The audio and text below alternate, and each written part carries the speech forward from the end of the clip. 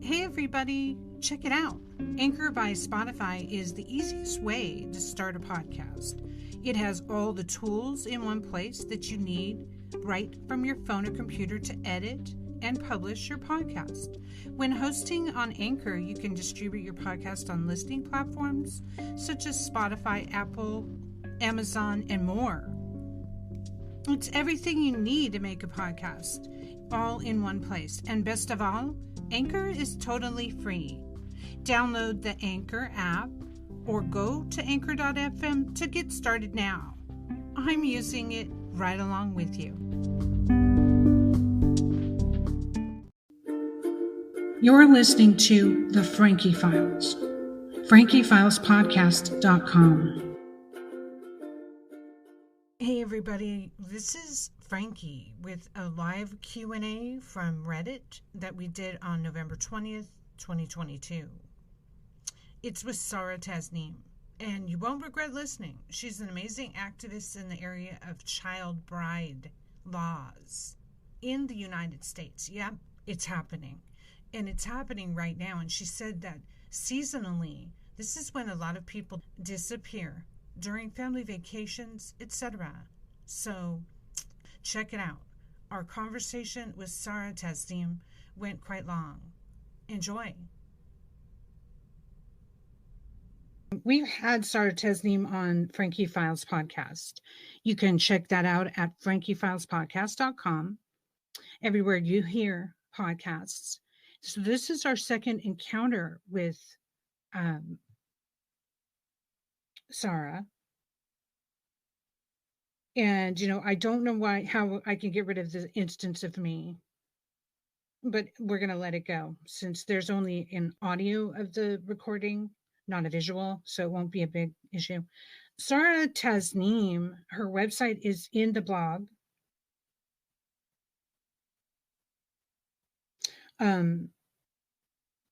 Tasneem, S as in Sarah, F as in father, advocacy.home.blog. And the link is in chat here.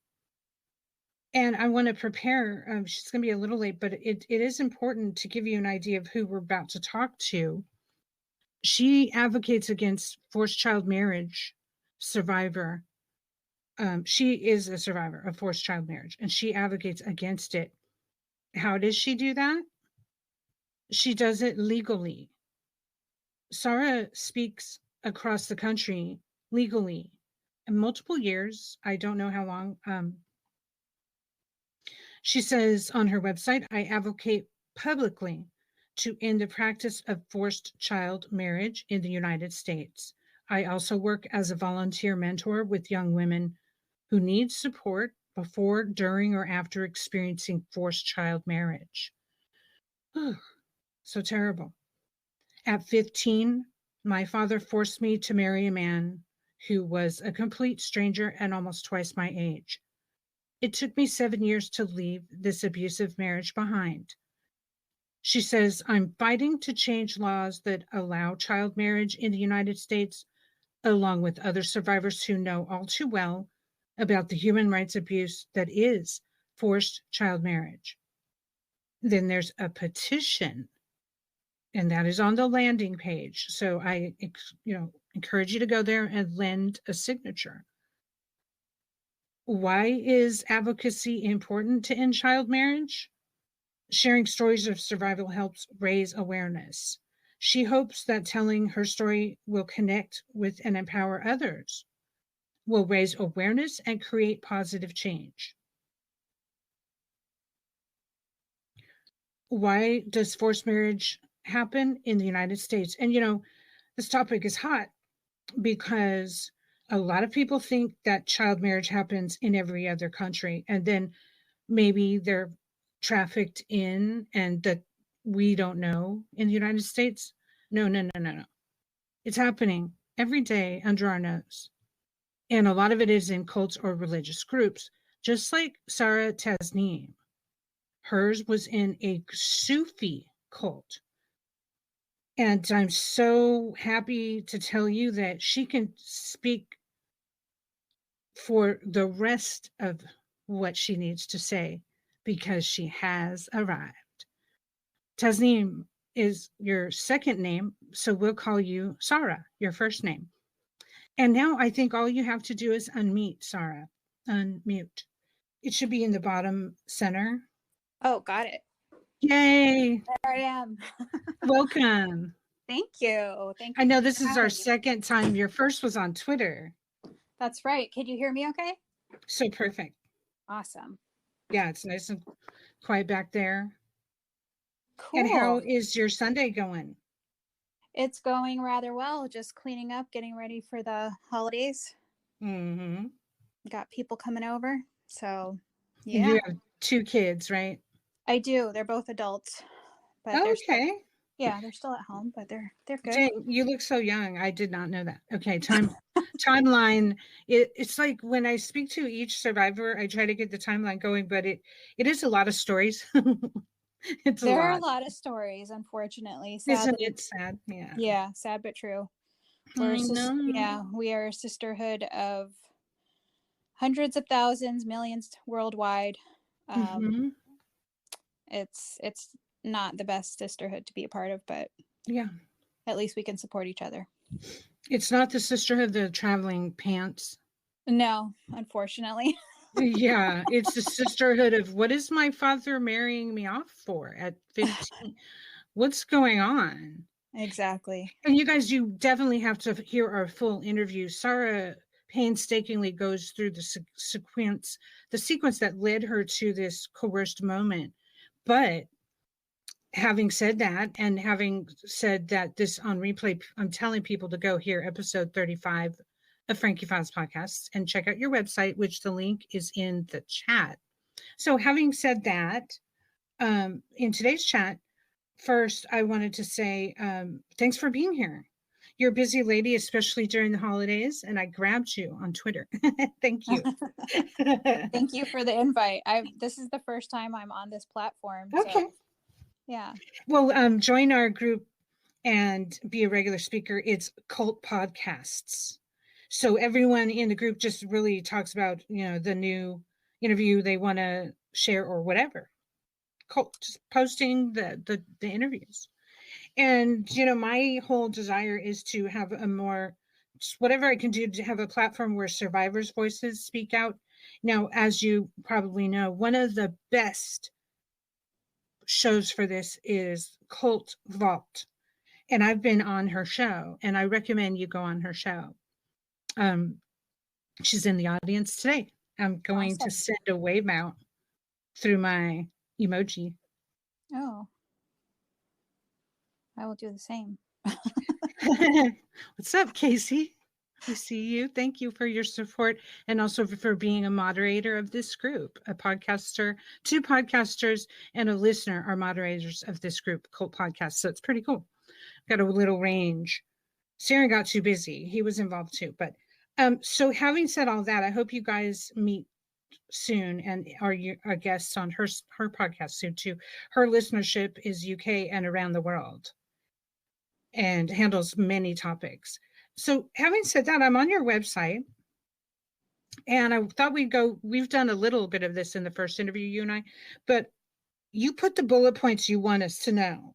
So I'm going to read those and I thought I would let you respond and expand on those. Okay. Because it's shocking to find out what you are here to teach us. It blew my mind. Because marriage under 18 years old is legally allowed in 44 states, the question is, why does forced child marriage happen in the United States? So it's allowed in 44 states. Now, I think you've changed that number. What are your thoughts on that? Well, the change has come in the past few years, actually. So the change is a huge effort on many organizations' parts, including Unchained at Last, Tahrir Justice Center, and then quite a few survivors who in each state testify at legislative hearings in support of bills that would end child marriage in that state. So, for example, in New York recently, they ended child marriage under the age of 18 with no exceptions recently. And that Wow. was a huge effort. And it started with a survivor who came forward. Her name is Naila Amin. Got the applause for you. Yes. Yeah. So if you Yes. guys want to find another Fabulous. fellow survivor, her name is Uh-huh. Naila Amin, and she's also on Twitter. She's on all the social media sites. Okay. But she came forward and worked with Representative Salazar, I believe, and they also worked with Unchained at Last and quite a few other organizations, and got a bill forward that ended child marriage under the age of 18.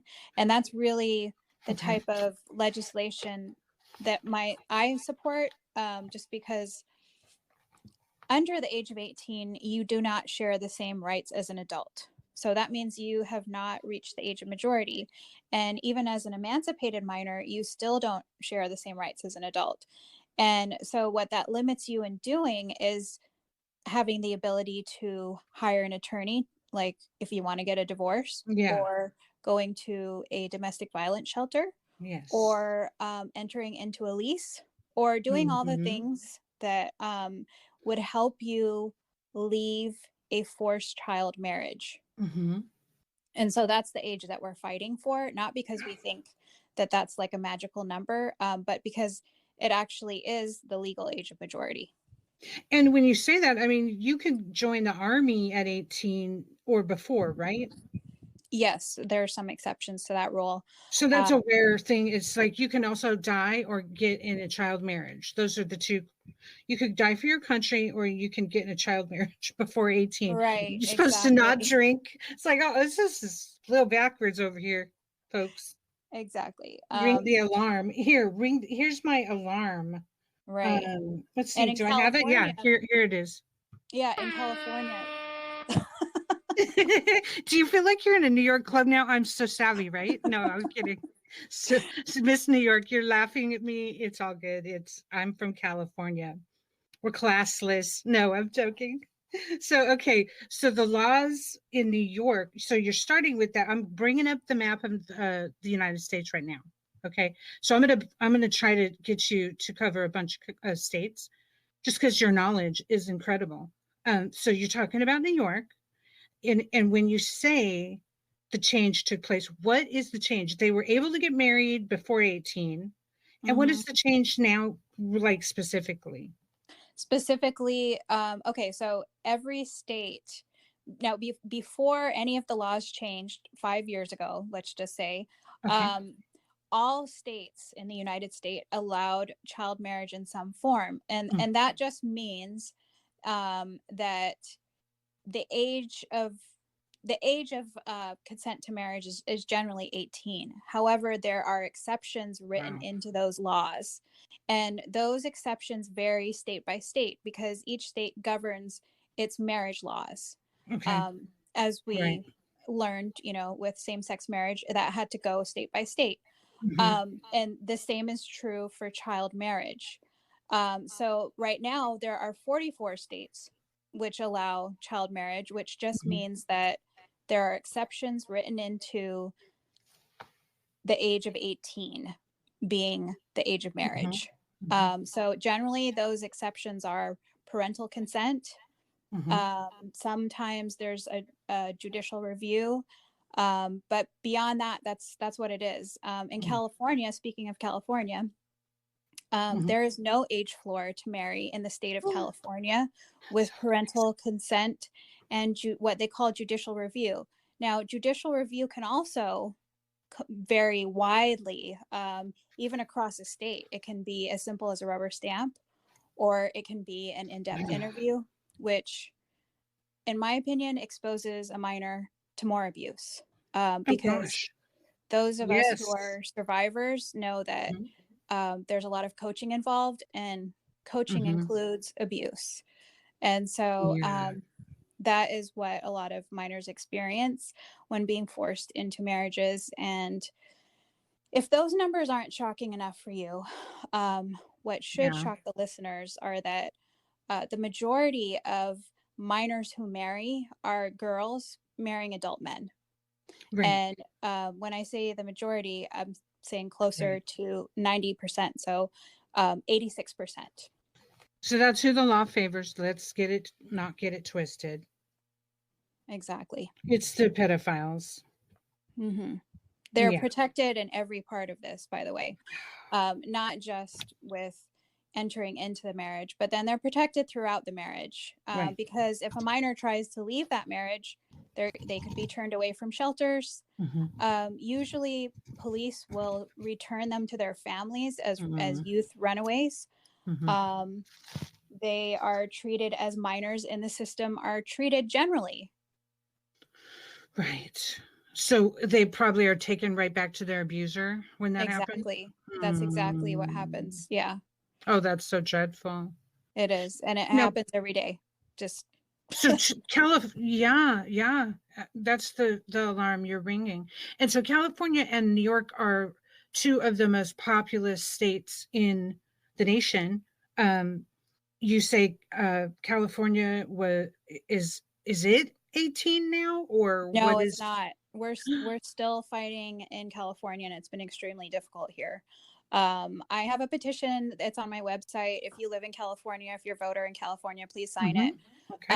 The current age to get married in California is 0 with parental consent and judicial review. Stop. Look up the law. It is plain as day. Okay, tell us where to look it up. You can go to legeinfo.com, I think. Okay. But you can go to your state's legislative sites .gov. and look up minors entering into marriage and your state, and see if it is allowed in your state. And because there's 44 states which allow it, it's highly likely that your state is one of those states. Oh, dang.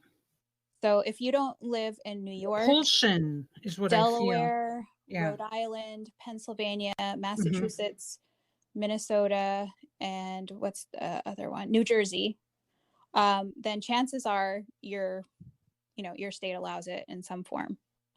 Okay, I'm going to write those down so I don't ask you about them. Go ahead. It's Delaware. Okay. New Jersey. Actually, I'll give you an easier route. Go to unchained@last.org, and they have a interactive map that will show you all the states that currently actually have a bill pending. If they don't have a bill pending, they show what's going on. So I would suggest go there for the most. Okay. And also Tahirih Justice Center, and I can put that in the chat because it's hard to spell. Yeah. Yeah. Great. Yeah, guys, look in the chat. You can still be on Reddit. The sound, if you open another window, depending on your browser and your app. Okay, Tahirih Justice Center, and I say it like a gringo, sorry, is in the chat now. Okay. And I will also put... And I want to make, underscore while you're doing that to listeners who aren't familiar, because I'm new to this battle too. And I just want to help put the info out. So what's shocking is that it's so widespread. You were a child bride at 15. It was in a Sufi religious cult. The dad tried to marry you the first time at age 12. Like you said, their ideas are age zero in their heads, some of these people. So yeah, sexualization of children. And while this is a safe for work forum, we'll use like MSNBC level of detail.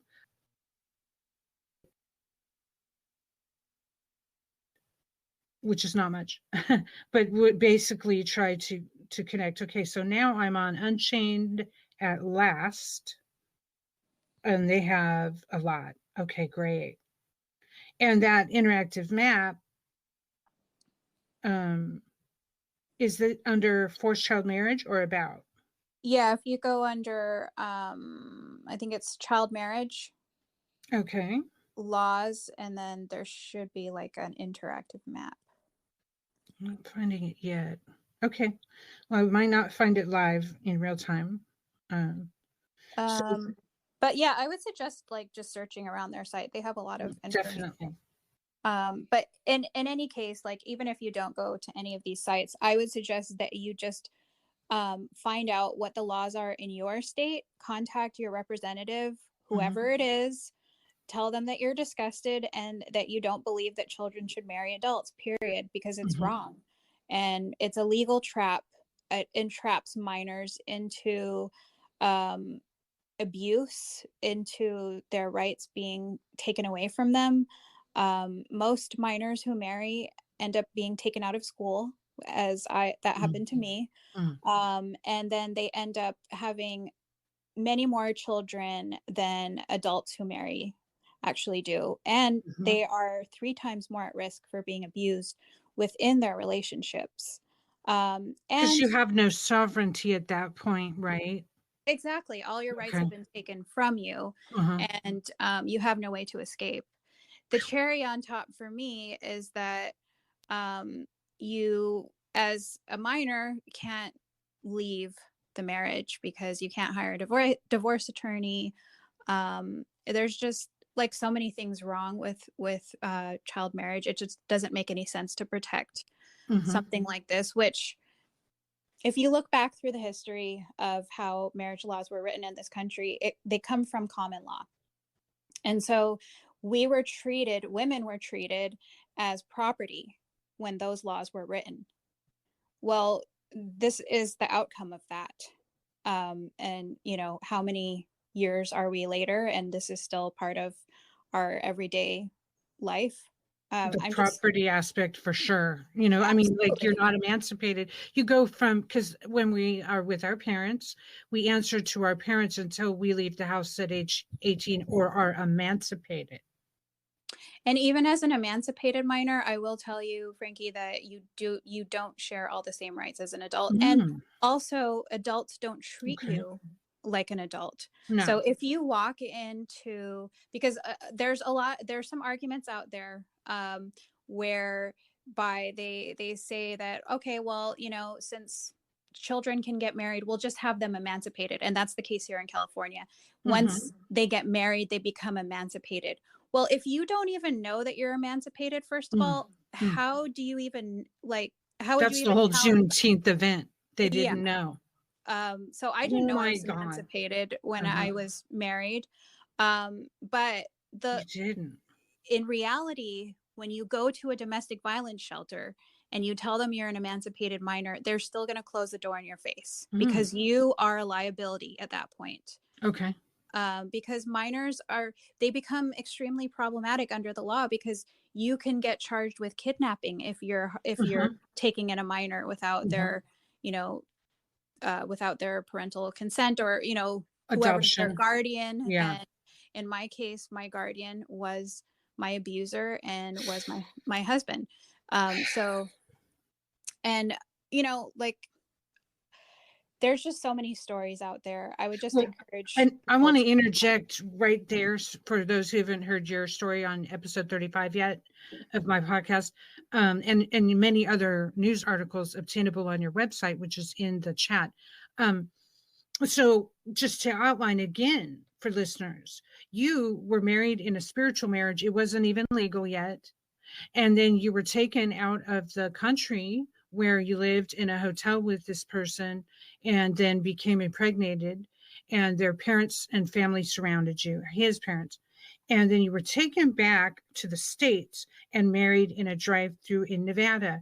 And to really, just, I'm reading the California requirements right now, so it brings up a question. What form of ID would you have had at age 15?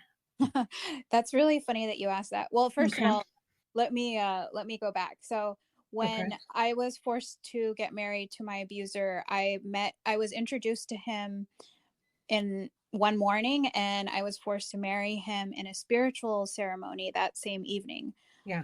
Because he said he didn't want to wait for a long engagement. Mhm. And since I grew up in a cult where marriage was considered half of your faith, the men who joined the group were highly encouraged to marry and marry virgins. So I was basically married in one day without my mother's knowledge or consent. I was Mhm. taken out of the country to his family's home, Okay. and Uh-huh. that's where we stayed, and I was extremely isolated. I didn't speak the language. Oh man. Um and I'm pretty sure I got pregnant like the same night that I was married to him, Mhm. which should tell your listeners that, marriage, minors who marry or children who marry are forced to get raped every Right. single night that they're married to that human being. Right. So it's forced rape, Yeah. it's pedophilia, and it's legal. And then when we came back to the United States when I was 16 and 6 months pregnant, I was legally married in Reno, Nevada, where they basically rubber stamped my marriage certificate, even though Mhm. there was evidence of a rape right in front of them, Mhm. which was my pregnant belly on my very small frame, which should have alerted them that there was abuse happening. Yeah, and Paperwork. that's how my marriage was. What was the Was. paperwork they asked for from you while they looked at your pregnant belly? Um, In the well, transcript. I don't know because I didn't have any control over that situation, but Right, right. I Actually, did yeah. I did look back at the law back then Mhm. in Nevada. It just took a permission slip from my father, and Mhm. he just had to have it notarized or something. So my dad, of course, was on board with that. Mhm. And I don't Wow. really remember anybody even asking me, like, was I okay? Like, he basically Mhm. consented for me. Yeah. And that's all I remember. What I really remember is that I Okay. wanted to sled because it was the first time that I had seen snow in, like, Mhm. 6 months since I had left my mom's house, and I really wanted to go sledding. I was still a child. Yeah. I was still a child. Absolutely. Absolutely. If we can all think for a moment of what we were doing at age 15, the things that dominate your head, we Yeah. are kids. We are totally kids. Oh gosh, yeah. So, so that whole life change for you, there was no discussion with you ever. No, it was that we were going to go on a road trip, and wouldn't that be fun? And I was excited to go on a road trip. So yeah, that was it. I didn't Mhm. know what was like, I wasn't in control of my life at that point. I Yeah. was just under complete control and was extremely traumatized by what was going on. So I was in survival mode, and Mhm. um, and through years of therapy and, like, just figuring out what happened to me, that's how I'm able to piece these things together. But for a long time, I didn't even remember things. And Mhm. for a long time, it was just my fault. Like, it was Yep. my fault that I had to get married because my dad told me that, it was because I had a boyfriend when I was living with my mom, that's why I had to get married. And it So, had to escalate because he had to auction off your virginity. If you ruined that, well, he wouldn't have anything left to auction off. And I know right. that's not how he said it, but you told me earlier in our first interview, episode 35, that um, it was seen as if you sinned and were out of wedlock and had inner relations with a man, Hmm. that they would go to hell.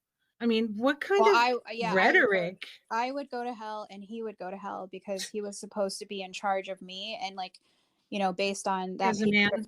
right, based on that patriarchal structure, Mhm. he would have been responsible for my sin of It's amazing. having sex outside of marriage. So yeah, he would have gone to hell, and I would have gone to hell.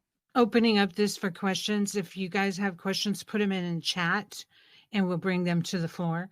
Um, Sarah, it's so as I learned more and more about propaganda and I learned how we were tricked into various behaviors, I include myself as a kid. They tricked me into believing a lot of stuff in this cult. And, we don't have a reference to compare and contrast.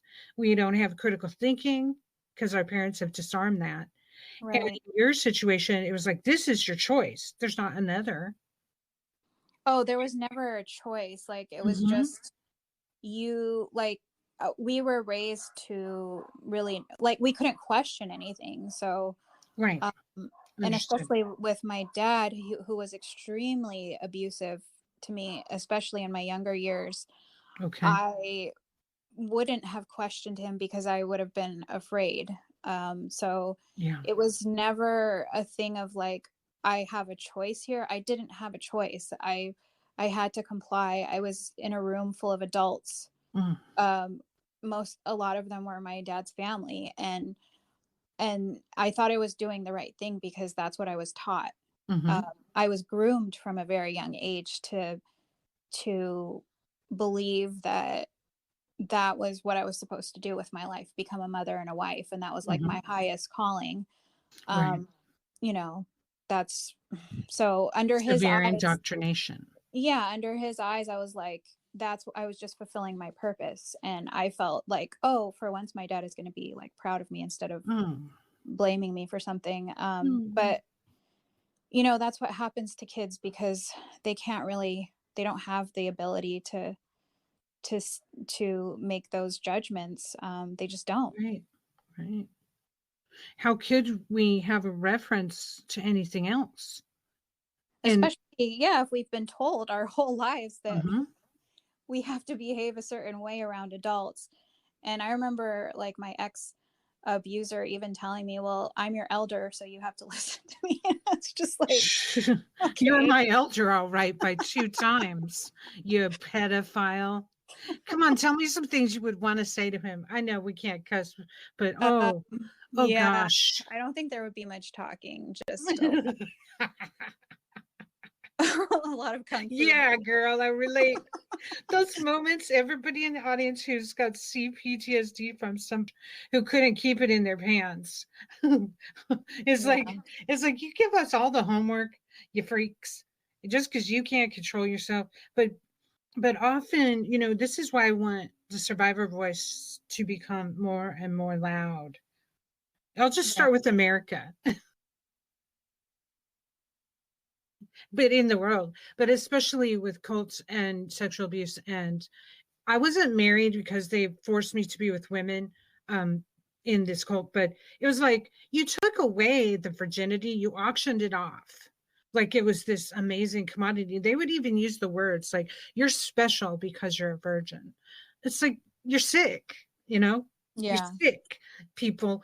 And you're auctioning off my sexuality. I didn't even get a discussion either. And in your case, I'm pleased that, there's some action we can all pay attention to and take. What's first is getting the knowledge out that it isn't even age 18.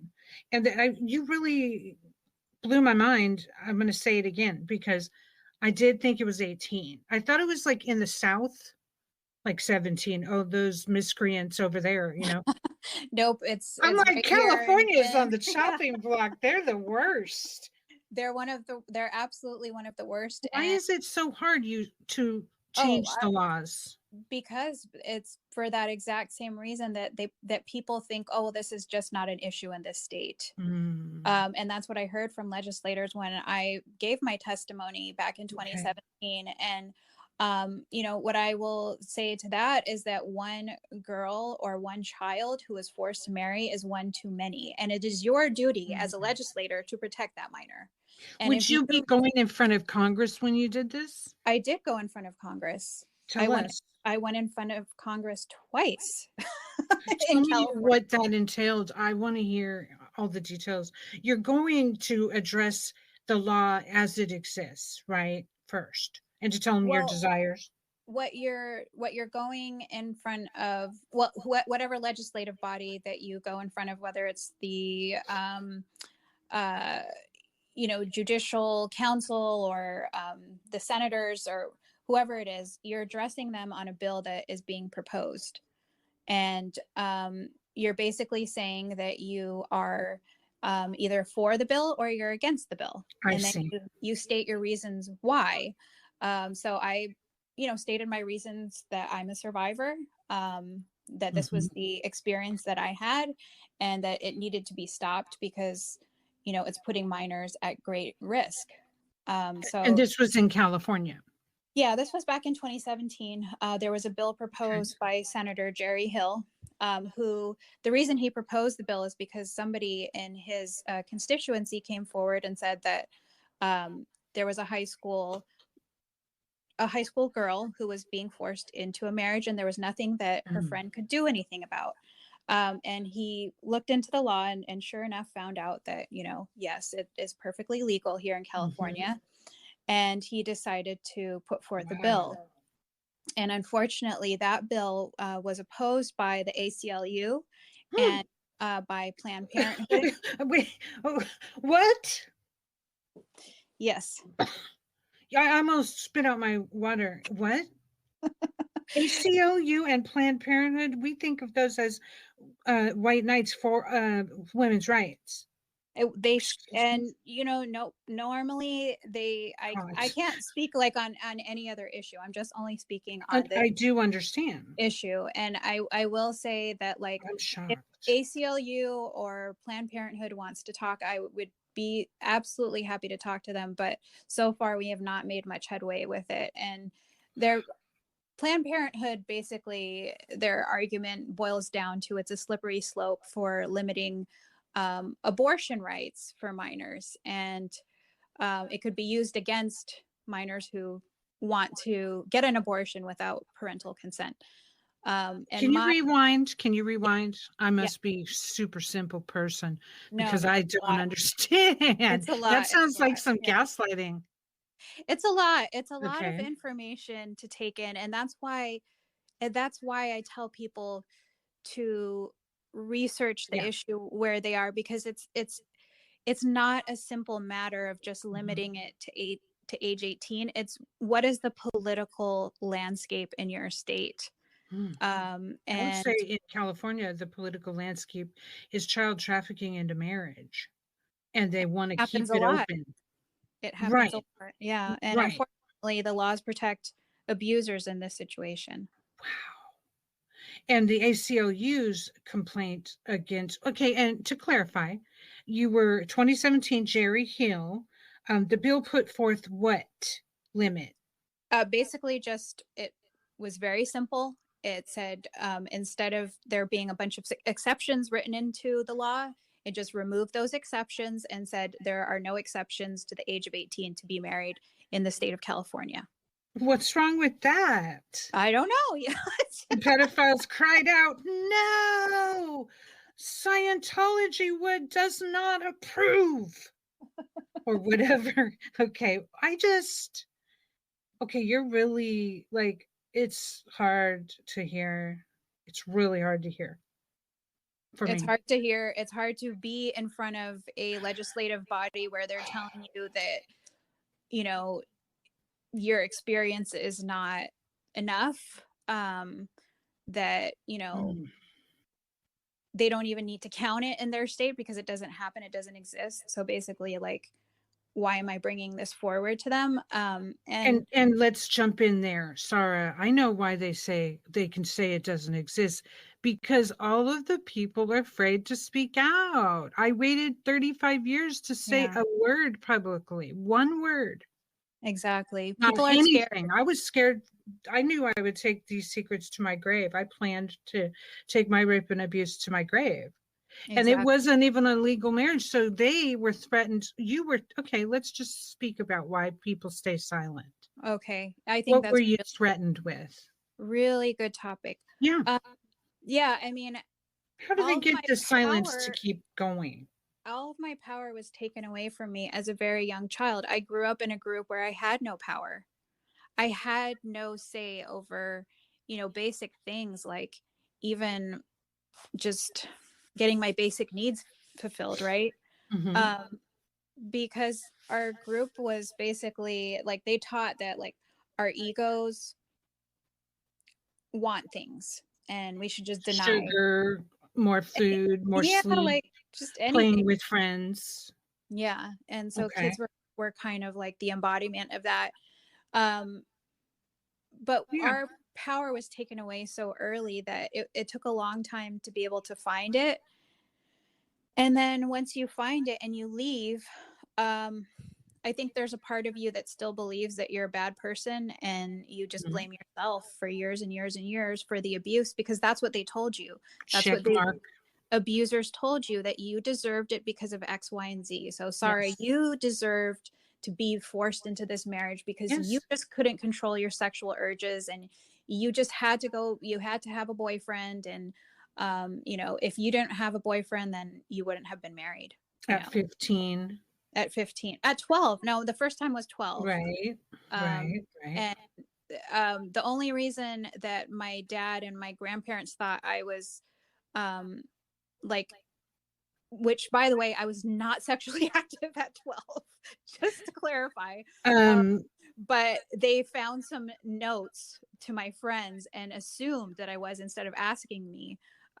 That's why they decided to mhm. try to get me married off at 12, which would have been horrific.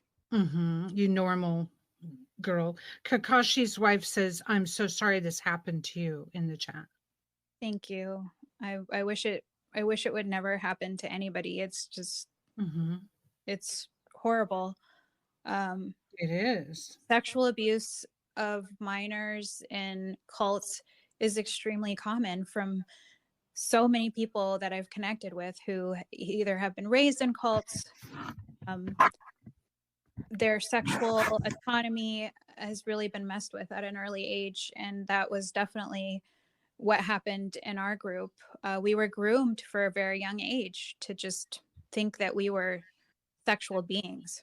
hmm And that it was our fault if a man looked at us, or, if anything happened, it was always our fault, right? It Well, you was, can blame the Bible because you temptress, yeah, age, exactly. you temptress age 4. How dare you look at me seductively?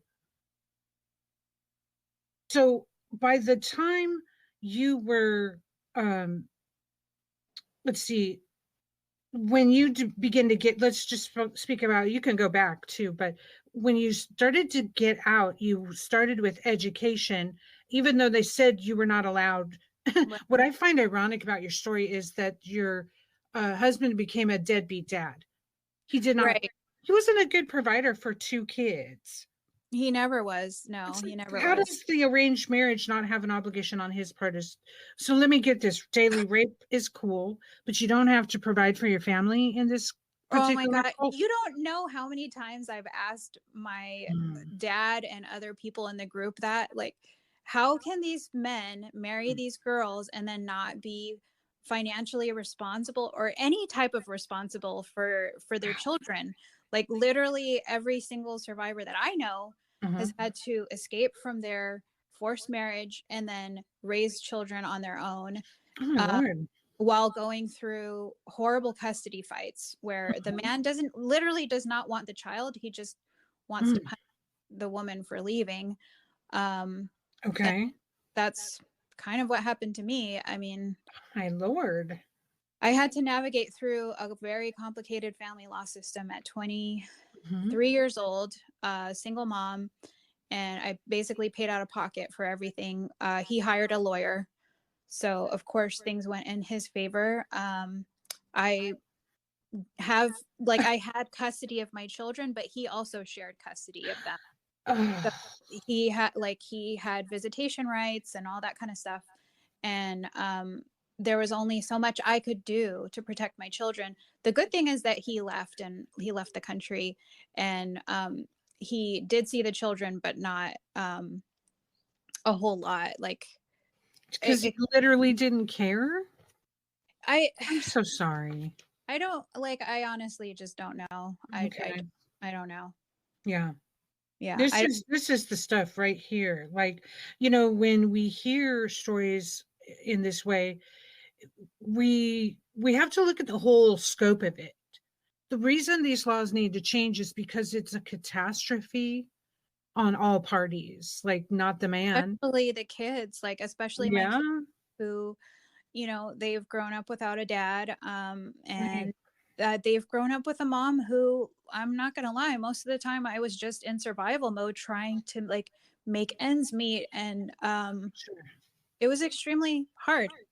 Right. My kids are in their 20s and we're good, but there was a long period of time that I was just surviving. Like, I didn't have time to think about whose fault this was. I had Hmm. to put food on the table. Oh, I understand. And this is the thing about the departure, right? It's messy because they certainly don't give us the tools. It's like No, and you it have to start from scratch. You literally have to start literally from zero. You're starting from zero with absolutely nothing. When nothing. I left my ex, I rented a Mm. room. He took the kids for the summer, told me that he was going to return them at the end of the summer, tried to keep them. I had to fight tooth and nail to get them back. I, you know, it's just, I could go on about the nightmare that I dealt with. Hmm. You know, when I was trying to leave him, that was the first time he tried to kill me. And you know, it was like, um, Oh, you know, Sara. leaving a marriage, an abusive marriage, is Hmm. one of the most dangerous things that a victim of domestic violence can do. And people always ask, well, why, you know, why do people stay? It's because you will literally die. That's why. Because, you know, people don't want to hear about what survivors have to say, but Nope. they literally will Nope. die. But they'll You'll sure literally die. judge. They'll judge. Why'd you stay? Why did you do this? Why did you do that? It's like, what would you have done? I'd like to hear your wisdom right now, Mr. or Mrs. Hypothetical. And women are I some mean, of it's the a scary worst situation. culprits of judgment. I will say that, like, And the especially, groomers too. I mean, yeah. I'm glad you brought that up because it was true. Like flag. When we were talking about how his mother and family, surrounding family, helped you get to their property out of uh, country, traffic you out, make sure you got pregnant, and then help him finalize the marriage after it was consummated. This is nuts. That's trafficking, and females helped. They do help. Females helped on every part of my story, and they still do to this very day. And it's the whole, and you know, it's sad because it's all part of this horrible system, and it Mhm. doesn't work for anybody. It doesn't work for men either. They're not happy. Like, you know, Okay. I think a part of it is like, I mean, how could you be happy with so much horror and abuse going on? Like, I just, Yes. I don't think anybody's happy in that situation. And so we go back to keep thinking about Dr. Lawlish's Bounded Choice book, Systems of Control. Now we go back to the Bible. The Bible and their each cult's particular interpretation is the system of control. This is what we are supposed to do. This is what you're supposed to do. This is what your family is supposed to do. And of course, you and I talked about this before. Here's what you need to do with your sex organs. This is a very important part of the Bible, right? Right. It's like, You're well, none of supposed that's to, yeah, working. you're supposed to make them available for your husband at any time. Was basically what I was taught. Yeah. And there's a word for that, slavery. And you know, the also just my reproductive rights being taken away the night of my marriage, you know, basically entrapped me further because I didn't have any access to any type of reproductive health. So you're 15 and you're in another country where they might speak French sometimes. They speak French, yeah, they speak French. And you know, if And I, you have nothing. no, No I'm cell phone, no one to call. no, I mean, there was God. like a phone, but I was told I couldn't use the phone. It was too expensive. Well, And I was just monitored, and I was told not to never, ever call my mom. Like, that was like the worst thing I could ever do. never Um, ever call your mom because she didn't approve of the marriage and doesn't even know. well, she would have tried to come and rescue me Yeah. because essentially I was kidnapped. If you look at it from a perspective Yes. like no marriage, I was kidnapped. Absolutely. And for those who haven't heard the story on episode 35, it's there and more. Link in her website. Sarah was literally it was literally the spiritual marriage took place in a group, in a ceremony, in a hotel in California. And what, the next night you were out of country?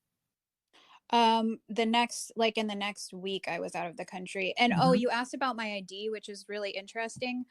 So I kept all of my papers, by the way. I'm kind of a freak about that. But Oh, that's great. I kept my passport, Mm-hmm. which was stamped when I left the country with him. And I had that passport picture, I was 12 years old in it. Yeah, I was 12 years old when whoever the passport agent who stamped it saw me leaving out of the country with a fully grown man, who maybe had a permission slip from my dad. I don't know. Mm-hmm. Um, Mm-hmm. but that's all it took, like, to Mm-hmm. get me out of the country. There's like you said, the system is doing this. It's set up for this. There's so much collusion at every point. Every single point. Like The looking the other way. you never see a point where people are like, "Oh my gosh, are you Oh, okay?" Sarah. Not at one point did anybody ask me, "Are you okay?" Even my own doctors. Like, it was just, it's to the point where, I'm like, so you sorry. have to wonder if it's just not set up for this. Like, what is really happening? Well, like when I spoke to we have a question from the audience from Worldliness. I spoke to Daniela. I'll end up this, and she said similar things. It's like, she had to walk out at age 15, leave her whole family, and the try to enroll in school. She wasn't even a person in the system. She didn't exist. Yeah, I read It, her book. It okay, was oh yeah, that's right. so amazing. It She was. Yeah. There's a book in you. Uh Man. Um, Kakashi's wife, you deserved better, and the system is not set up to protect kids from trafficking and these horrible acts. So let's get back to how they were able to traffic you through the system. The laws never really safeguard someone from you're in their care. There's just no point at which someone I don't even know what to say. Like it's shocking. It happens, and it isn't just you. That's right. It wasn't just me. It was all of the girls that I actually grew up with. I currently we have started a support group for folks who have left my group and who also suffered Okay. child marriage, and we support each other. But some of the things that we learn about what happened to each other are just like horrific, and just the fact that it happened to so many of us, and nobody How to this many are day you has in your group? um there's a lot. Like, I don't know exact Mhm. numbers. Wow. I wish I knew, like, but I know that I've talked to quite a few people, and So sorry. it has to be like at least over 50 minors so far that I've Mhm. spoken to. And Ugh. every time I talk to somebody new, it literally breaks my heart, because Mhm. it just doesn't need to happen. And the laws should protect minors from this happening. And you say that the common law from UK is what was kind of grandfathered over Yeah. into If US?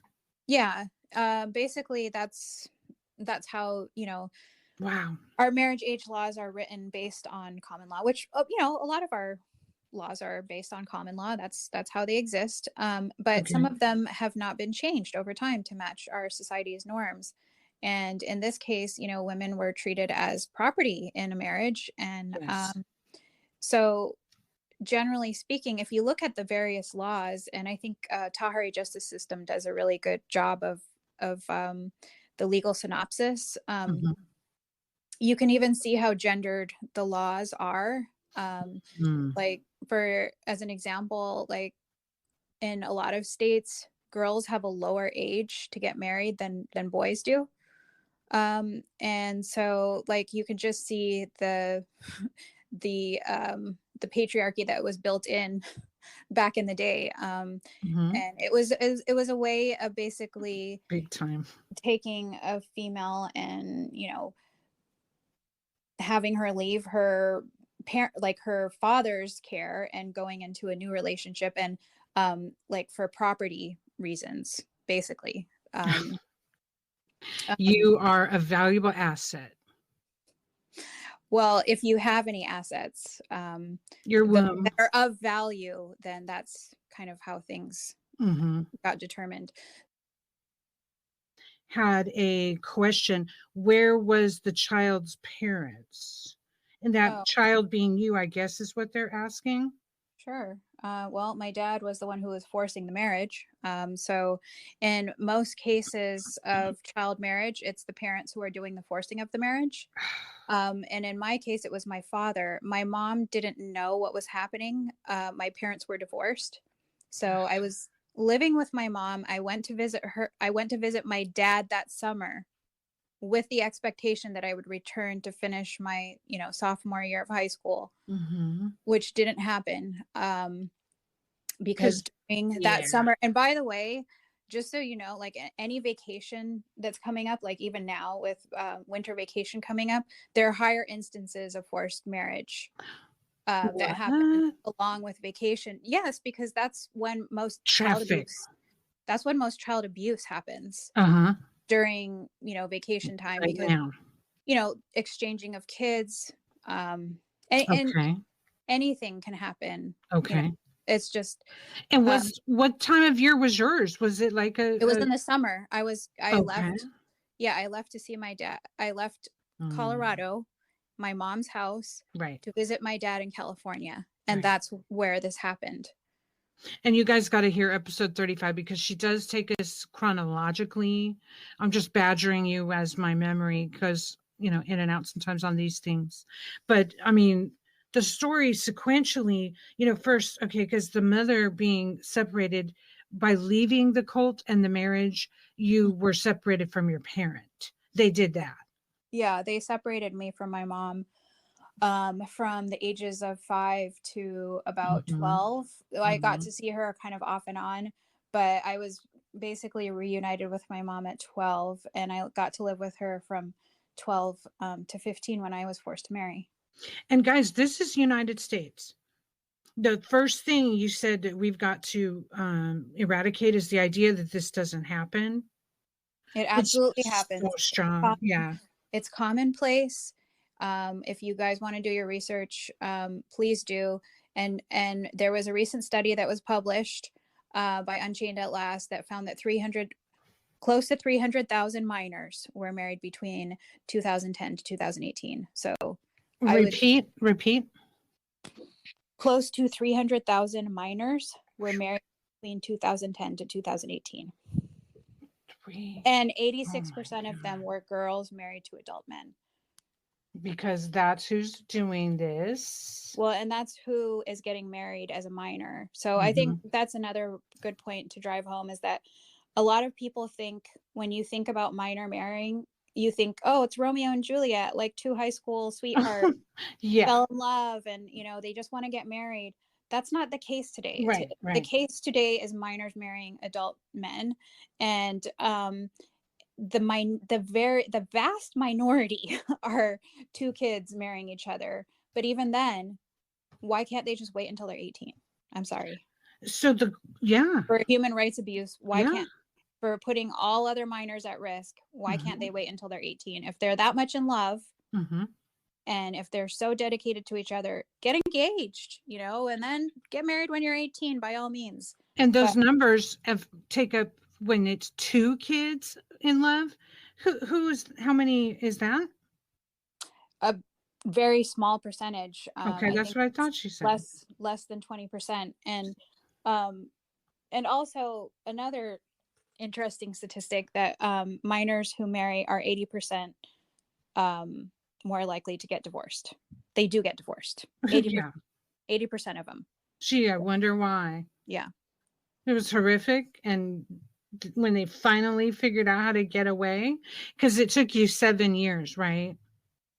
It took me 7 years to separate and 3 years to get my divorce finalized. Okay. Oh, phew. 3 years. So how did you, because so he's a deadbeat dad that you were forced to marry, and then you have 2 kids and he's not providing. You go to the council and you say, I want to get an education so I can help provide for my kids. And they say no. And you go, well, I have to. Well, yeah, I mean, basically I was, this was after I had my daughter, and I wanted to go back to school. I mean, I saw kids my age walking to the park every day, and they were going to school, and I was like, I want to go back to school. Oh my Lord. And I remember, speaking about women who, empower the patriarchy, the Sheikh's wife basically was like, well, why do you need to go to school? You're going to make your husband feel like he's less of a man. And, you should be staying at home. Like you're married now. Why do you You're want to go going to make your husband feel like he's less of a man? He's less of a man. Let's get it out there. He's less of a man. He's a pedo, wanted to marry a virgin. He forced 2 children on you and never provided for the kids. What is the excuse for this behavior? It's totally amazing to me how that system was set up.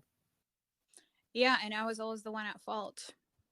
And there's a person in the chat who wants to do Cash App. I would assume you have this type of information on your blog, which is in the chat.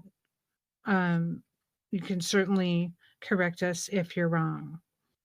I don't have anything set up, but if they want to donate, I would say go to Global Hope 365. They work here in California, and please donate on my behalf.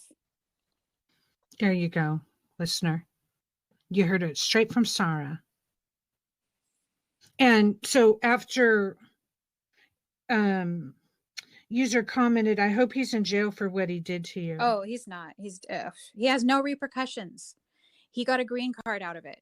No, and that's the thing, is that, if he was an actual kidnapper, which he was, yes, he was, then he might have been prosecuted. But guess what, guys? This is legal. The family protected the whole kidnapping situation until you were married. Not even just the family, but this is legal. The state protected him. The state protected him. They are complicit. They're complicit in the abuse. They're complicit in the kidnapping. They're complicit in the child sexual assault, and the ongoing rape of children. They're complicit. So if we want to hold somebody accountable, we should first hold our states accountable. I'm listening. And the state laws are allowing it. They are extremely complicit in this abuse. They know it's happening. And if you know something bad is happening to minors, you are negligent in not doing something about it. Yes. And the state of California and all 44 states who allow this are negligent, and they are not protecting minors from abuse. Yes. And it's systemic, because this is not your mother was in an arranged marriage. She was in an arranged marriage when she was 19. My dad was also 19, but she was, she was from Guyana. She wasn't from the United States. She was from Guyana, which, many of you will know Jim Jones. Yeah, she actually was born in Guyana. She's from Guyana. Oh, gosh. And she's Guyanese, and, had nothing to do with Jim Jones. But she was raised as a Muslim and was told, when she was 19, while she was still in school and she wanted to be in school, that she needed to accept a marriage proposal. And if she didn't accept that marriage proposal, her dad said that he would disown her. And that's what you call a bounded choice. Yes. Because as a 19-year-old who is financially dependent on, a father or parents, you really don't have a say. And, if they say that they want you to do something, well, you kind of, what are your options? And sorry, I did this episode where I researched a topic. They used the label sexual mind control. The idea that telling someone what to do with their life and reproductive organs is sexual mind control. It could be parents-in-law, religion, forced marriage, the male, whatever. It could be the female on the male. But it is an interesting to step back and think about the idea that, if you're told you're a certain thing from birth, from from the moment words make sense to you, you're indoctrinated that you're a sexual object. And then you fulfill that and you wake up at some point and go, I'm not going to let my child Exactly. be the same. Exactly. And kudos to you. Because wait, there was an incident, right? Yeah. Like, because I was raised in this group, that was like just the general accepted rule that virgins get married to men. Mm-hmm. And my abuser had a friend who hadn't got married because he was even more of a creep than my ex-abuser, but he would like stalk young girls and stuff. It was really gross. But he told this friend that, hey, if you don't get married by the time my daughter reaches like 15 or 16, you can just marry her. And I was like, nope, that's not happening. You heard the promise. Yeah. Like generational, this is how it happens. That's how it happens. They're literally breeding new wives and slaves into the situation. Another comment in chat. I'm sorry your father failed you. Clearly not a man with a moral code or love. Unreal. Yeah. His moral code is very different from most people's moral codes. Certainly. But also he seemed to use the doctrine to enforce his own severity, I guess. I think that and I mean, you were raised in a cult too, so like it's almost like they use the rules as a way to just hide the abuse. Yeah. And it's not like, it has little to do with the actual religion and more to do with their own desires and their own desire to control another human being. Yes. And in my case, it was the control of all of the followers and the followers' children. And we were conveniently born into this group, so we didn't question the same way that other people who joined into the group did. So we were indoctrinated from such a young age that we didn't really question things. So like women who would join the group, for example, older women would complain that, hey, I can't get married, I can't fulfill my religion because all these young girls are taking all the husbands. That was a common complaint in our group. Yeah. Sick. Oh, what a weird twisted perspective. Very weird. And like, instead of saying like, hey, can we stop marrying these children off?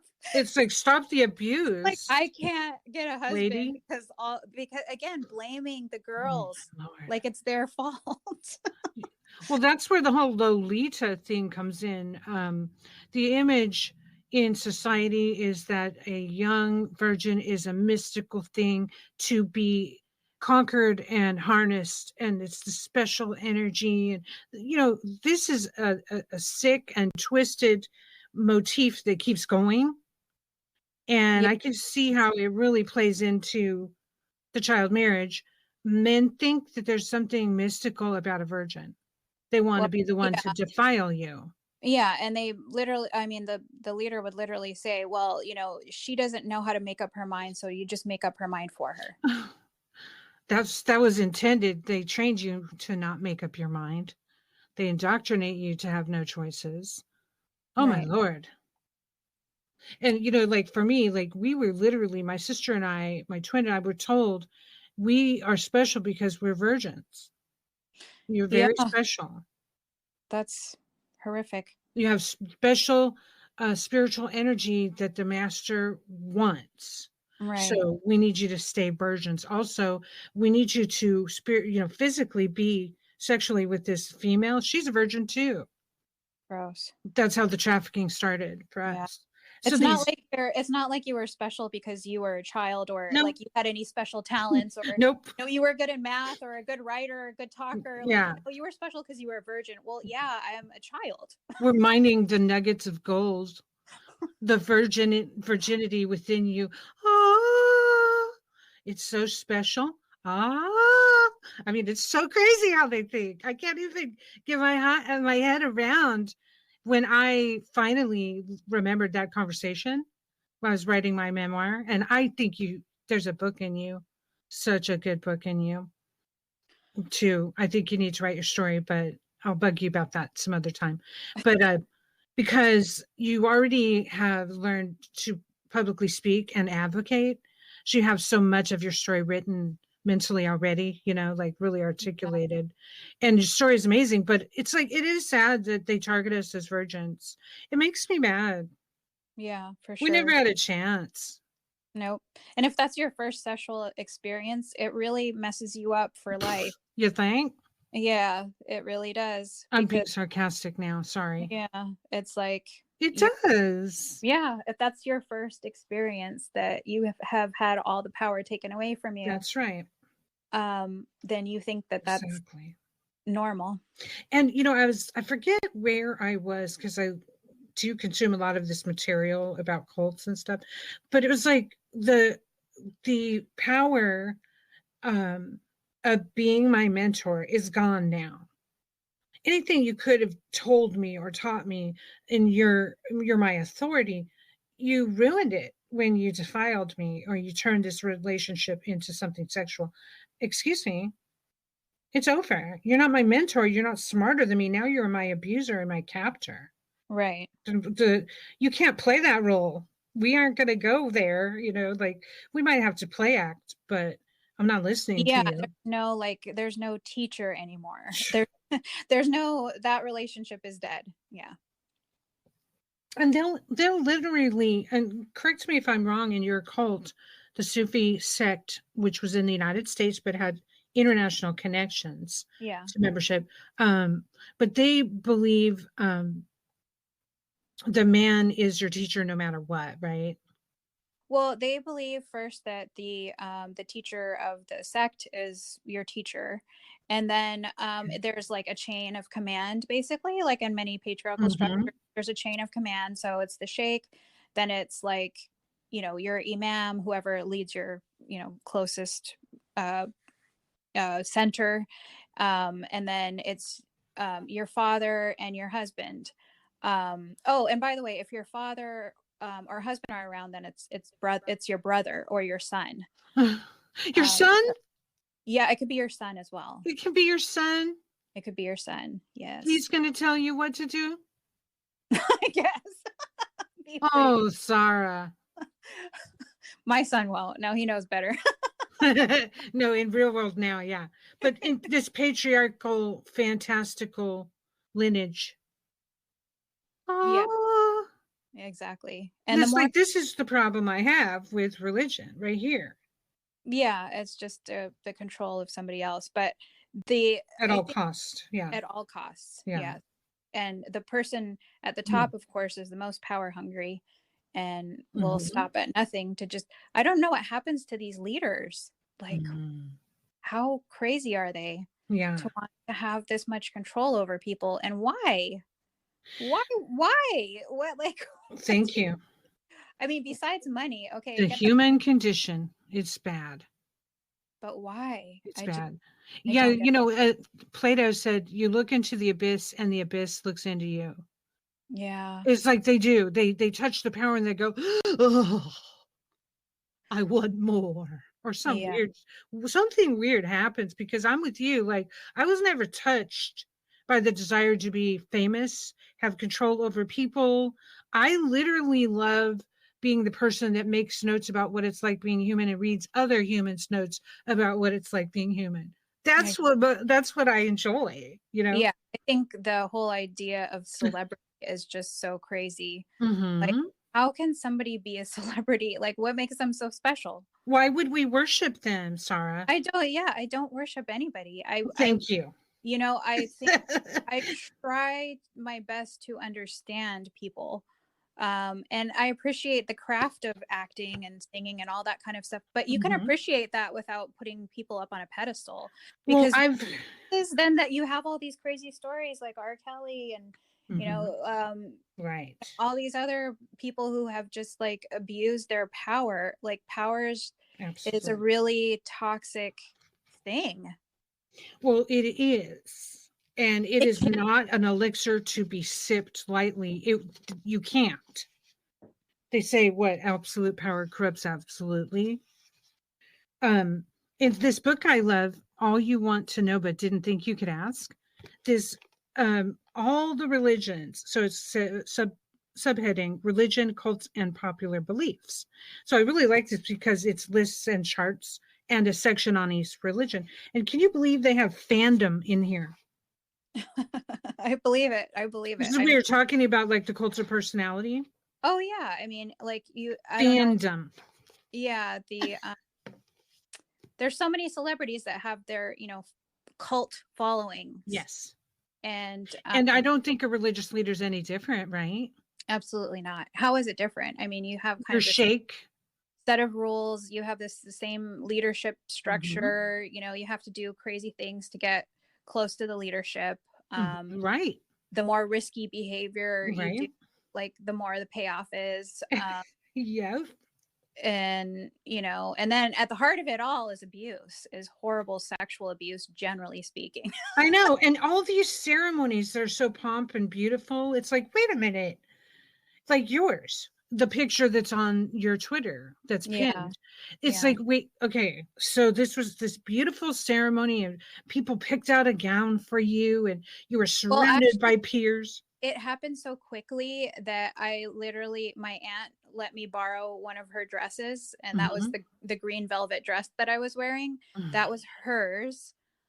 Somebody slapped some makeup on me. This happened in one day, where I was told that I was going to get married that night.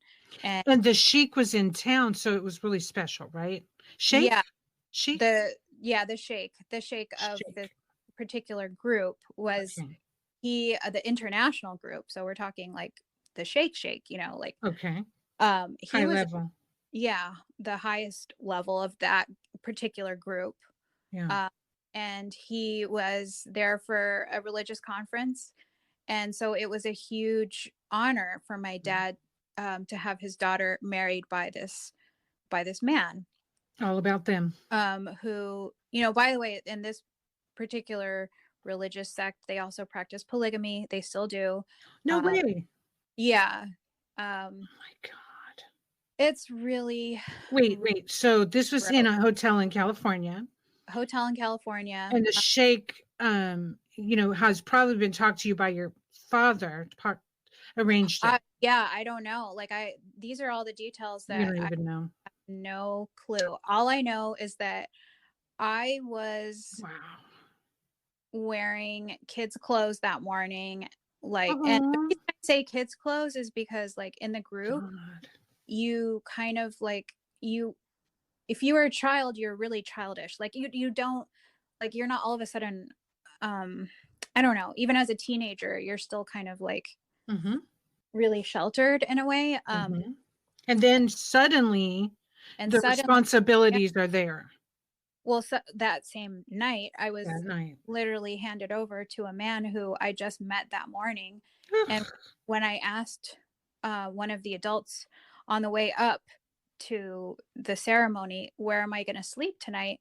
They just looked down at the ground, didn't answer me. Yeah. And that's when I knew I was like in big trouble, because that's kind of when I really kind of was just, I think a part of my brain turned off. And trauma. I don't know if that part ever came back until much later. That's that space we go to and we're like, okay, it's time to disappear into a cave inside my very being. Yeah. So I really, it's about to get real. It was really hard to remember stuff that happened after that for a really long time, like for years. I had to go back, and that it was a good thing that I kept all my documents, because I went back and I was like piecing my life together, and I made a timeline. I was like, okay, I so did that. yeah, I was like, oh, this is my passport. So I was You here. had to do that. Yeah.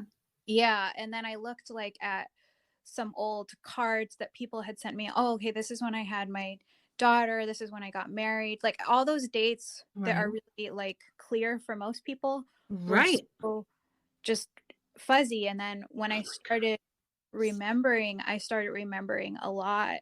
And you know, it's like it kind of just happens in waves, but it took a long time.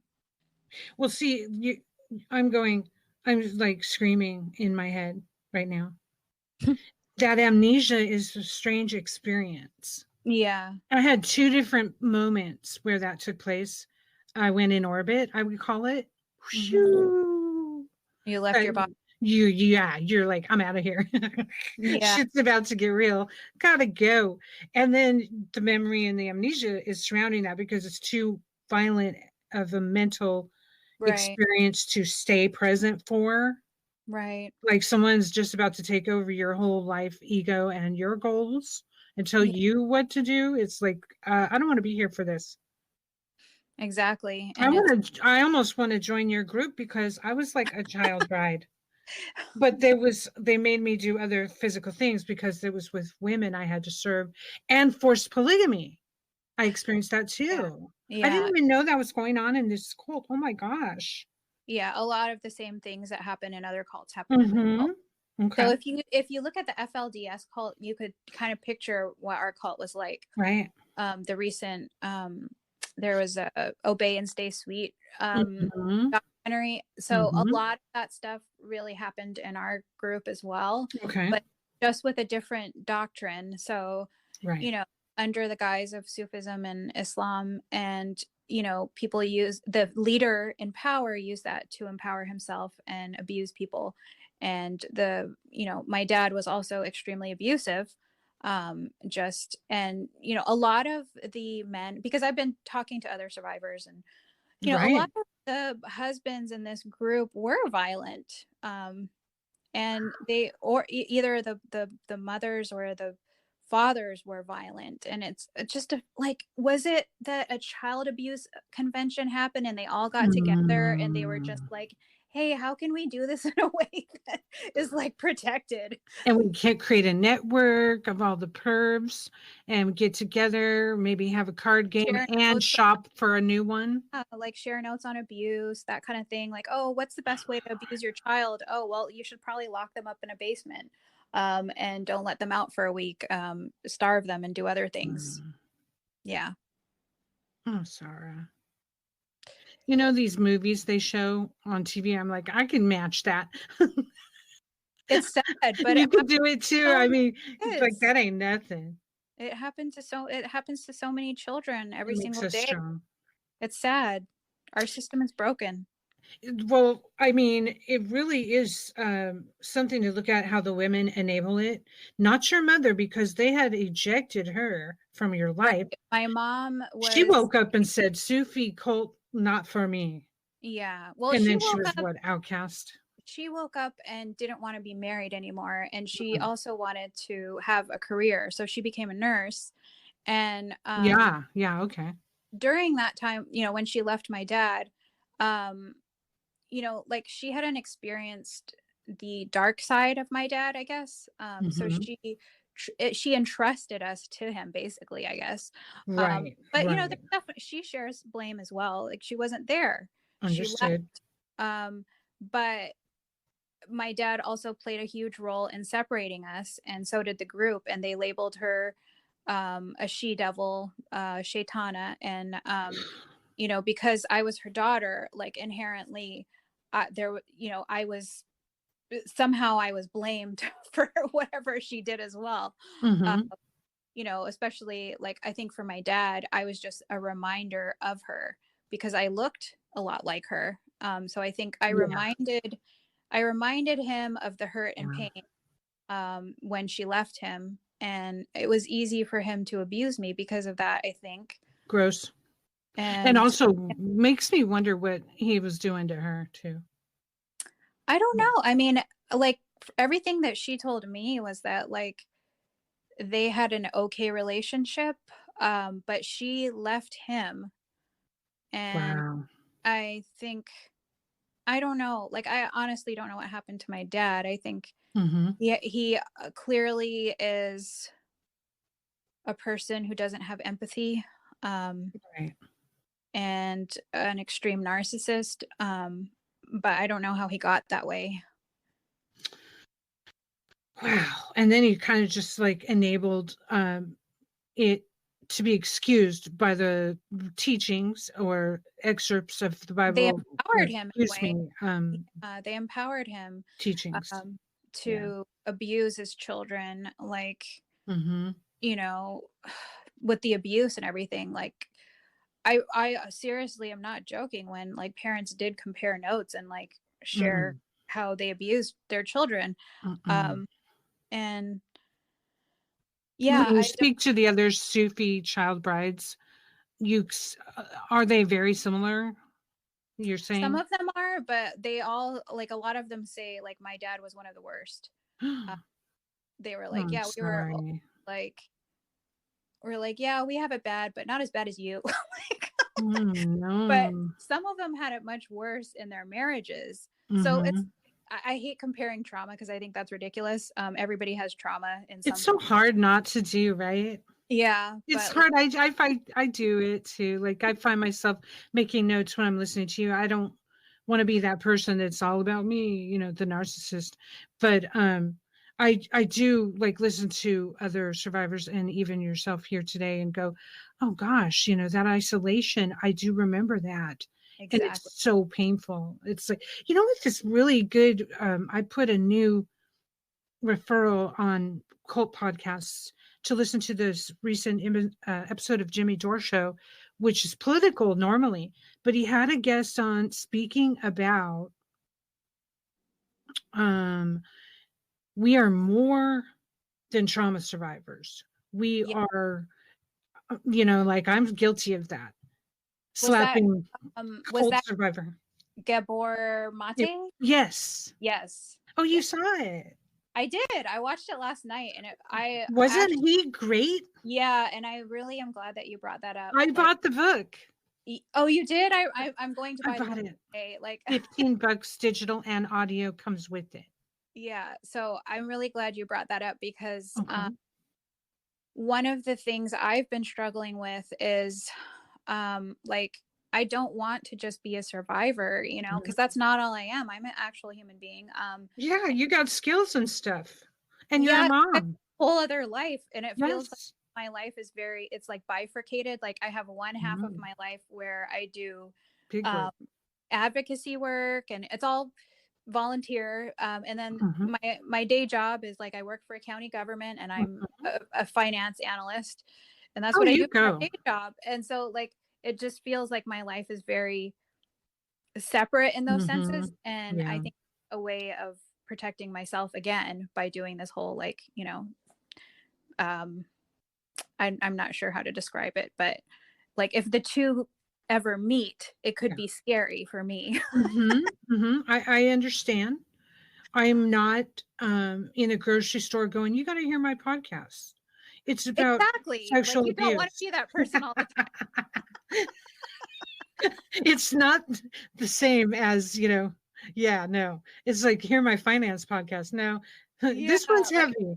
Yeah, you don't always want to it's say true. that you were raised in Mm-mm, a sex cult. mm-mm, mm-mm. you know I didn't want to say it for 35 years. And finally, I realized, like, I might be able to help someone. exactly, and I think that's where like it's not comparing trauma, but Yeah, yeah, identifying somebody else's experience yeah. in your own, and being Sarah, able I'll to be honest. I don't think I realized how shitty I had it. And I remember the moment, like, when I first started speaking out, I would dribble out little things into the episodes. And the first time I was kind of floored about my, like, who am I comparing notes with? Uh, The first person I had on my show, besides my mother, was Daniela M. Young. Oh, wow. Wow.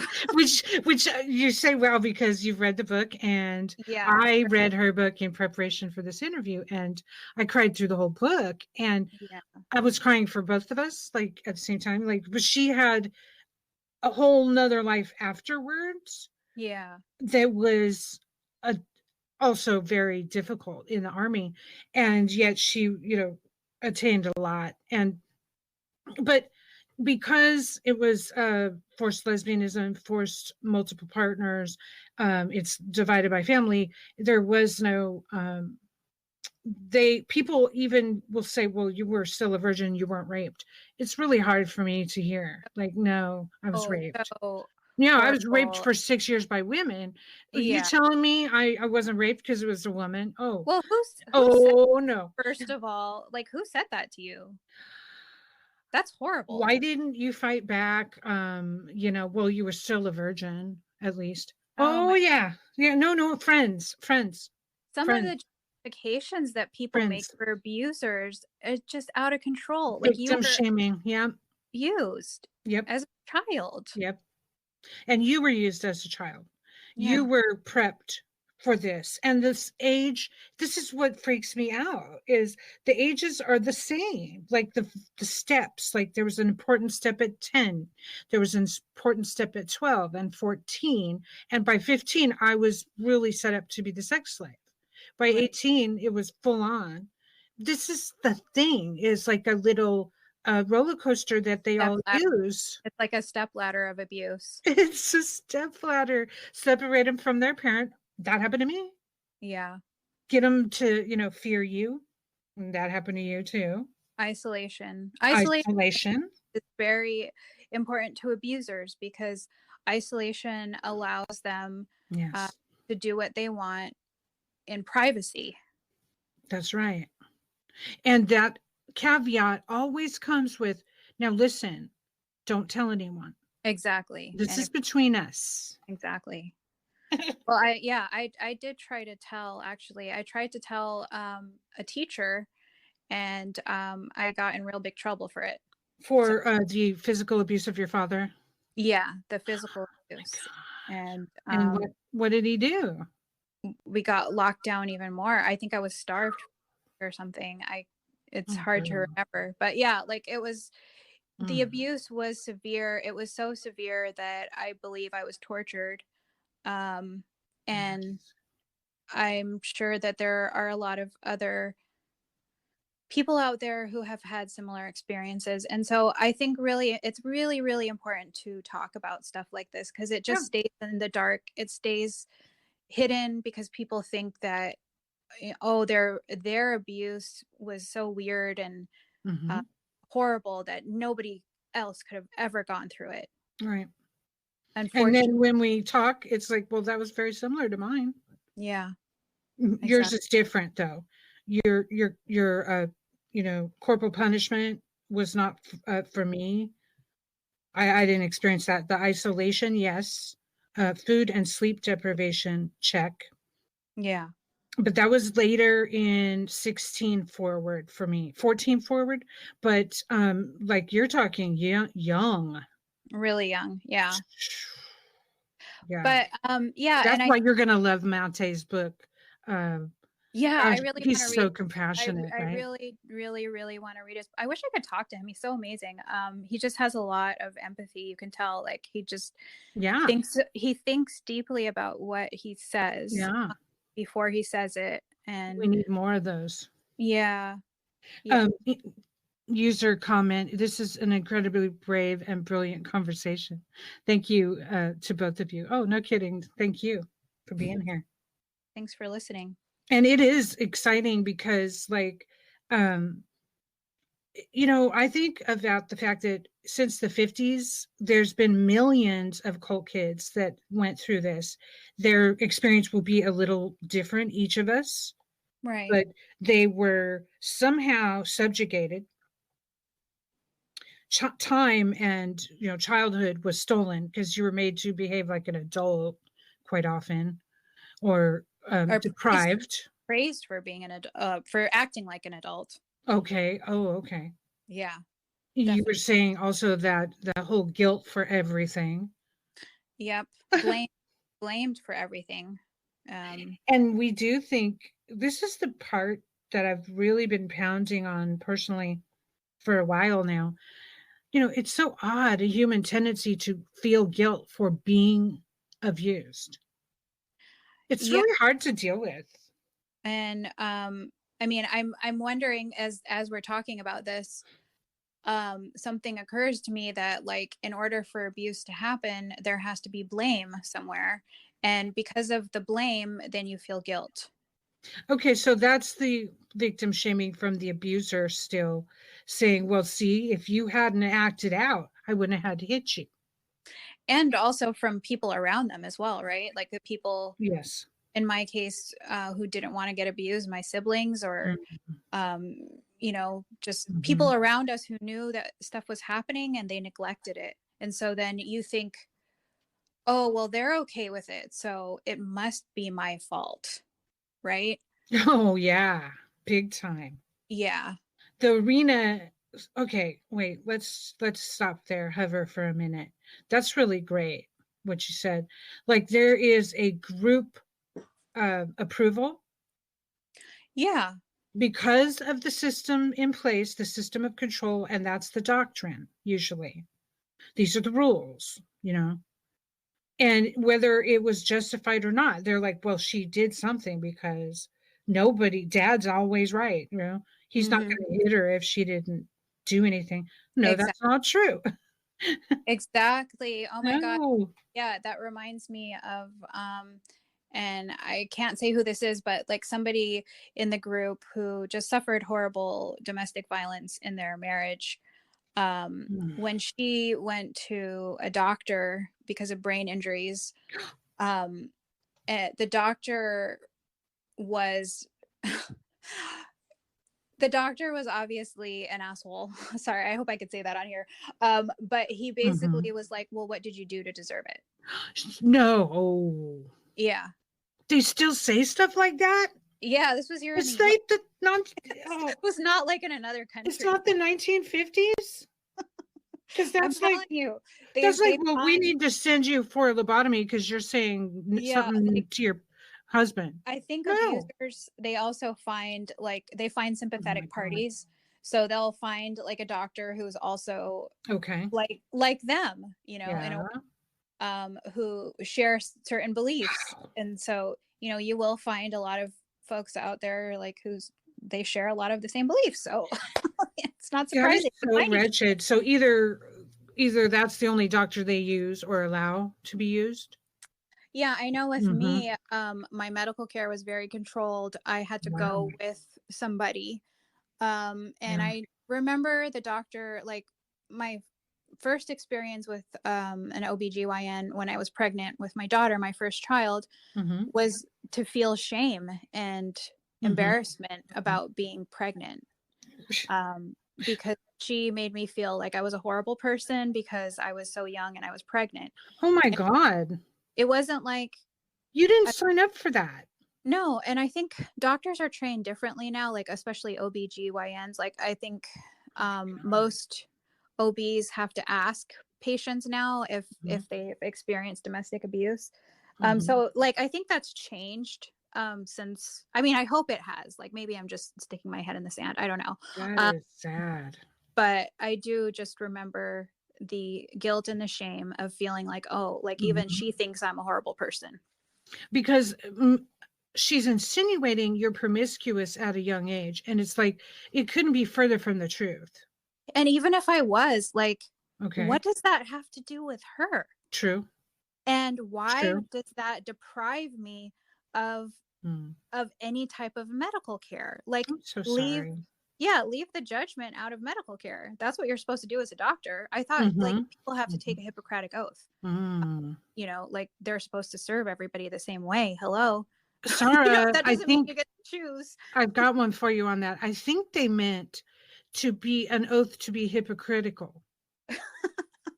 They I hope misunderstood. I think there are some I actually know of some really good I know there Oh are yeah, great there is. nurses Yeah. and doctors, Yeah. and there's wonderful care out there, but Yes. in cases where there's abuse, I do think Mhm. that abusers shop around. I do too. And I think there is a network of folks that like support this type of behavior. Well, first of all, I think of the scene, and this is very much movie worthy material. Okay. I'd like to just put that out there.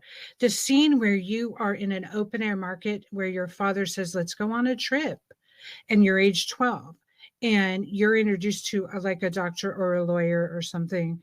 And they have doctors and lawyers in your the Sufi international cult that take care of their members. So, yeah, this is a control group and a system of trafficking we're talking about. Right. And I think when you mean open air market, basically just being introduced to men and kind Yes. of being on a marriageable list. Yeah. Like she needs to get married quick because otherwise she's going to lose her virginity. Mhm. Because God forbid she's passing notes in class. Oh my gosh. The idea, the way it is really hard. Like, again, I'm really dealing with this in real time. Um, the way they think of women is such an inanimate object.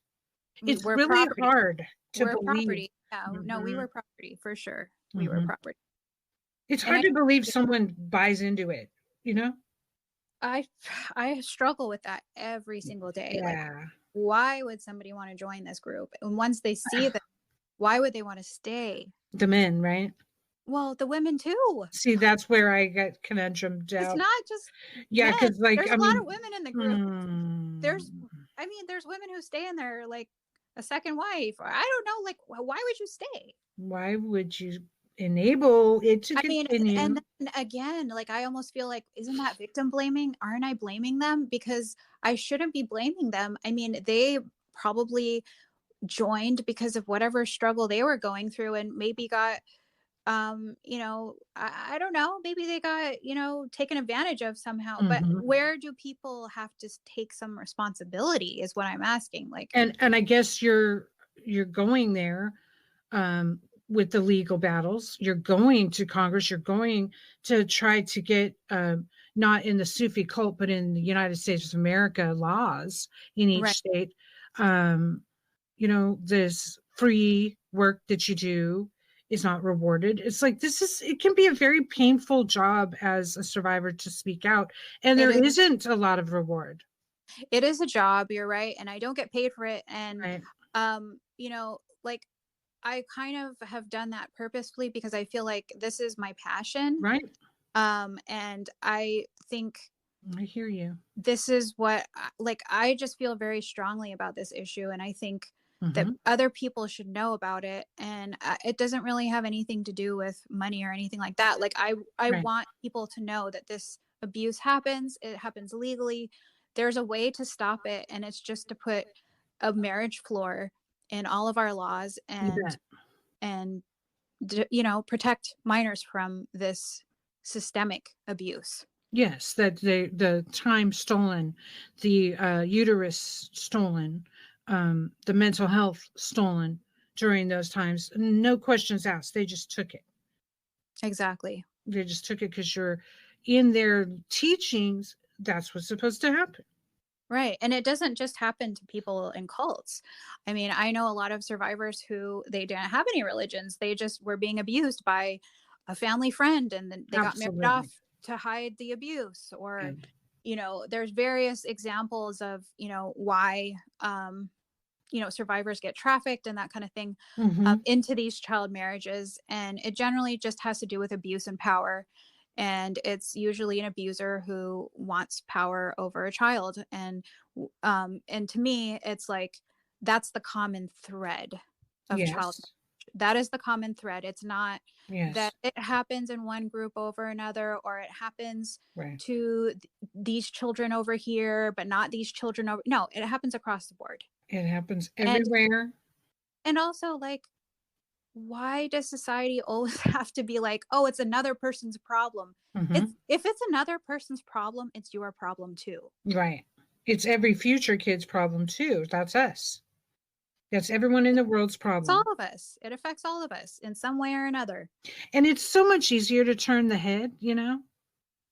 It really is. And it makes me, that's part of the job, the advocacy work that hurts me the most Me is too.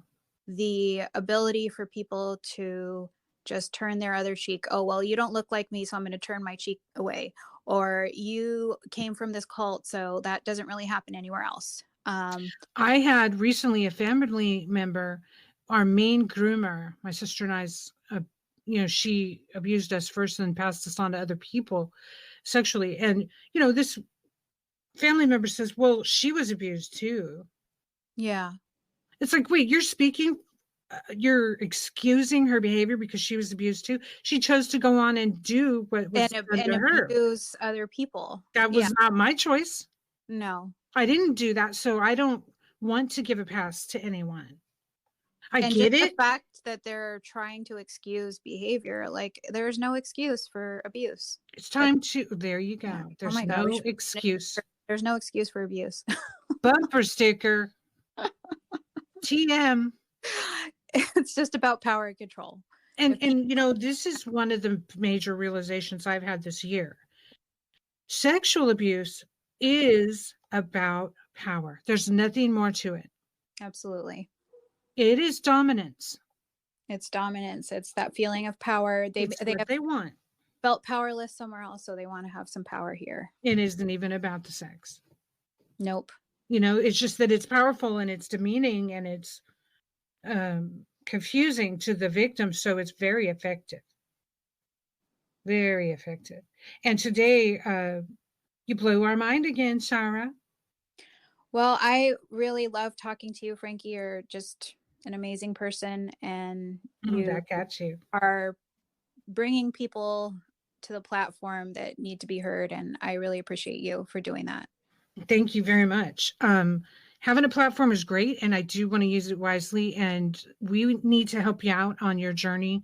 So I would say that everyone in this listening to this recording can check out on the live link below the links to find Sara's website, and I will repeat it out loud here real quick. 1 second while I scroll, because the first link you put in is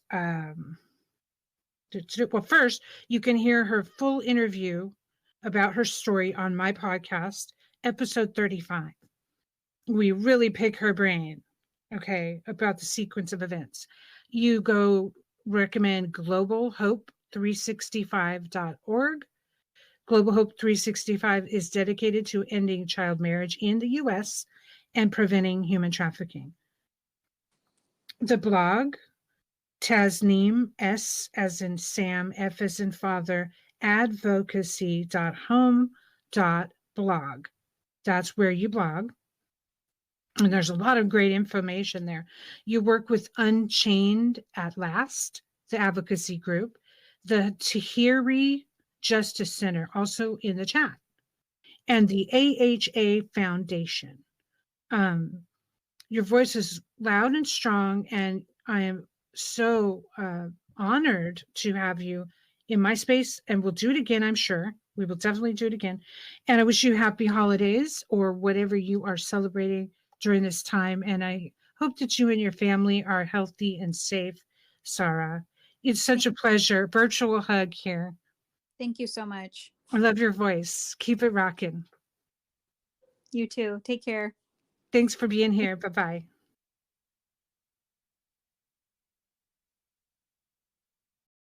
Follow me on Reddit at Frankie Tees and on Twitter at Frankie Tees for supplemental discussion. The Frankie Files.